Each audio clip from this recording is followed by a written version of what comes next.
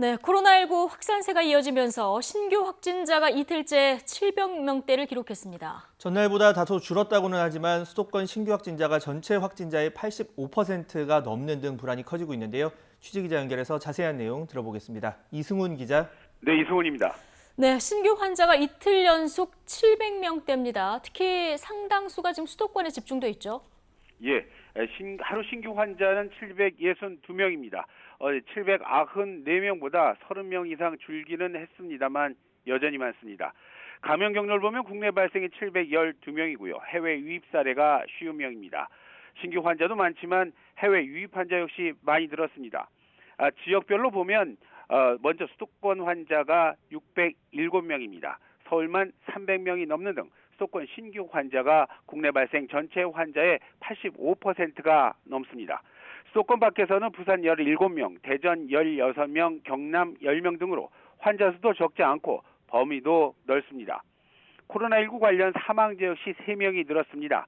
위중증 환자는 5명이 줄었는데요. 현재 관리를 받고 있는 위중증 환자 수가 적지 않습니다.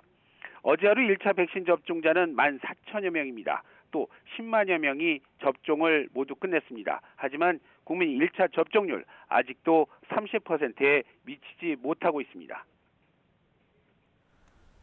네, 이런 가운데 수도권은 새로운 거리 두기 시행이 일주일 유예됐습니다. 관련 방역 당국의 움직임도 바빠지고 있죠.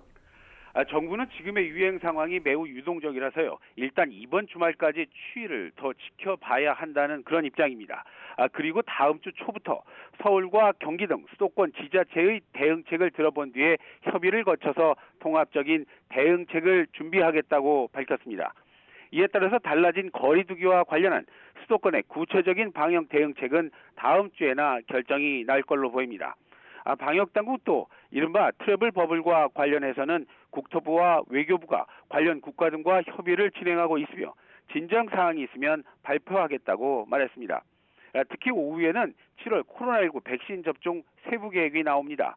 물론 백신 부족 등으로 접종이 연기된 60살 이상 고령층, 또 만성 중증 호흡기 질환자 20만 명 등을 최우선 접종하겠다는 계획이 나와 있는 상황이긴 한데요.